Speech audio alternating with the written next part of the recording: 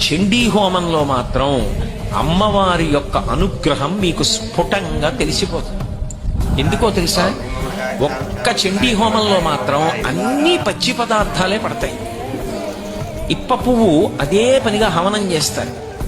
అలాగే ఒక్కొక్క అధ్యాయం